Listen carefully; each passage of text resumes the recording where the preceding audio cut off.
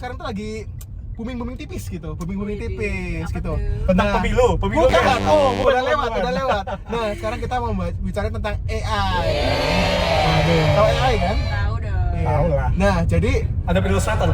oh, bukan. bukan. Misalnya lo komen.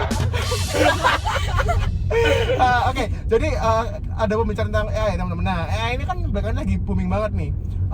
Kira-kira menurut kalian tuh AI itu gimana sih kalau di dunia kreatif? Apakah akan menggantikan kita suatu saat gitu kan? Wah, menurut kalian gimana? Mungkin siapa nih? Mungkin Vivi gimana? Vivi, gimana Vivi? Aku ngeri-ngeri sedap, tapi kayaknya aman-aman aja sih. Karena at the end of the day yang bikin ide-ide di dalam AI-nya pun orang-orang kreatif kan, nggak cuma orang IT doang gitu sih menurutku. Benar. Walaupun mungkin kita bisa tergantikan, cuma gimana kita bisa adaptasi aja sih menurutku ya. Tapi ada beberapa part sih Vi, yang udah tergantikan dengan AI. Contohnya copywriter sekarang udah dengan gampang digantikan dengan AI kan. Kalian merasakan hal yang sama nggak sih? Aku sih nggak terlalu setuju ya, karena menurutku AI itu diperancang dari apa yang udah terjadi di masa lalu, which is history. Jadi dari AI sendiri dia bisa ngedetect apa yang udah ada dari zaman dulu gitu.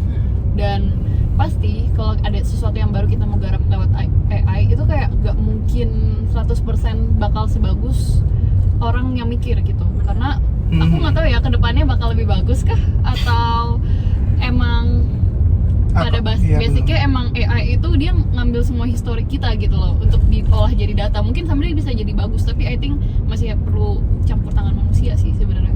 Bener-bener. Tapi kan gini, yang jadi masalah adalah kita ini kan semua pekerja kreatif nih gitu ya. Mungkin teman-teman di rumah juga beberapa ada yang bekerja kreatif nih.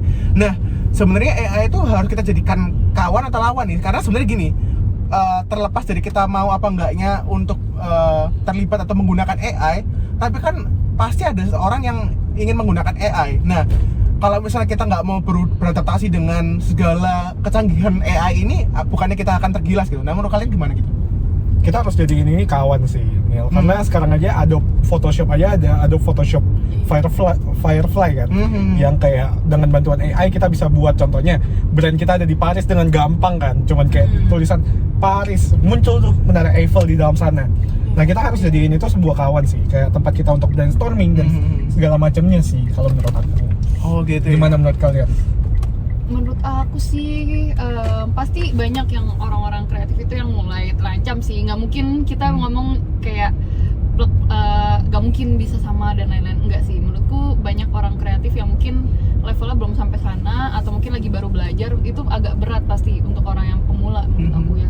Cuman bener sih kata Hansen, kalau misalnya kita harus beradaptasi dengan cara ngejar gitu loh, gimana caranya kita bisa di level, kita bisa pakai AI dengan betul sampai kita punya taste-nya. Karena balik lagi, AI sendiri nggak mungkin dia mandiri kan, dia bikin video buat brand dan lain-lain kayak gitu. Vivi gimana Vi? Ya, yang tadi aku bilang sih, menurutku gak bisa mentah-mentah 100% dibilang kawan atau lawan sih. Semuanya tetap ngeri-ngeri sedap sih kalau menurutku. Karena ya gak bisa dipungkiri lagi, banyak banget yang udah bisa diganti sama AI kan. Bener kata Hansen, mulai dari copywriter dan bahkan desain pun udah banyak yang tinggal pencet gambar langsung keluar gitu kan, sesuai dengan kata-kata yang kita bikin. Tapi balik lagi, seberapa pintar kita generate kata buat hasil AI itu kan, dan itu pun oleh manusia gitu sebenarnya. Yes, jadi bukan berarti 100% kita akan hilang, tapi kemungkinan kita bisa bergeser aja sih kerjaannya gitu. Dan mungkin kita jadi lebih upgrade lah ya cara berpikir. Betul. Iya, jadi kalau aku pikir-pikir juga gitu sih.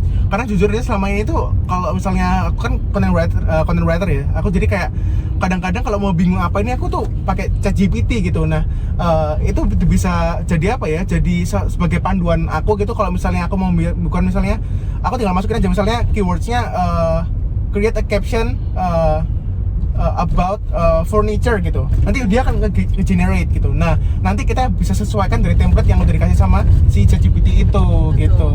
Jadi mungkin untuk terakhir kali ya, menurut kalian nih, kedepannya ada nggak sih pekerjaan-pekerjaan yang mungkin 100% itu digantikan sama AI gitu? Dan kira-kira kapan nih, kira-kira 10 tahun lagi, 15 tahun lagi, atau kapan nih gitu menurut kalian?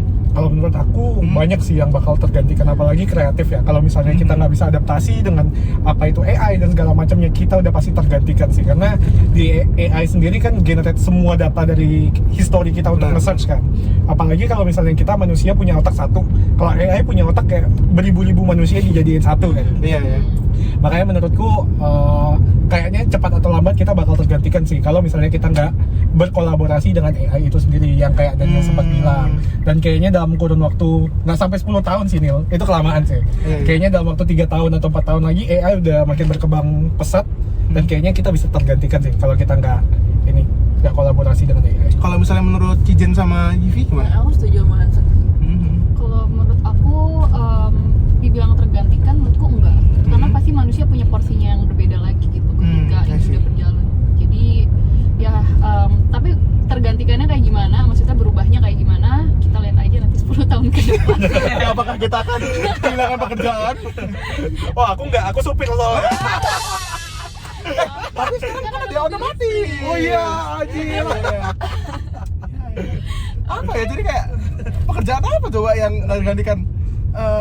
Sekarang hampir semua hard skill udah bisa semua kan. Iya, Automation betul. di pabrik juga sekarang dikurangin PHK massal juga. Kadang-kadang sekarang robot-robot udah canggih-canggih banget. Iya betul. Jadi ya paling-paling ya ya kita harus nggak bisa kita bikin rumah aja udah pakai itu. Bener AI banget. sama Iya, 3D bener. apa 3D print. Iya benar. Iya, jadi menurutku ya konklusi dari kalian semua ya mungkin menurutku adalah ya kita emang nggak bisa ngelawan kecanggihan yang datang ke kepada kita gitu. Kita harus bisa beradaptasi dan menganggapnya sebagai kawan gitu. Nah, kalau menurut kalian gimana teman-teman? Apakah kita harus beradaptasi atau teman-teman ada yang nggak setuju nih? Boleh banget komen teman-teman. Oke, see you in next podcast ya. Bye bye.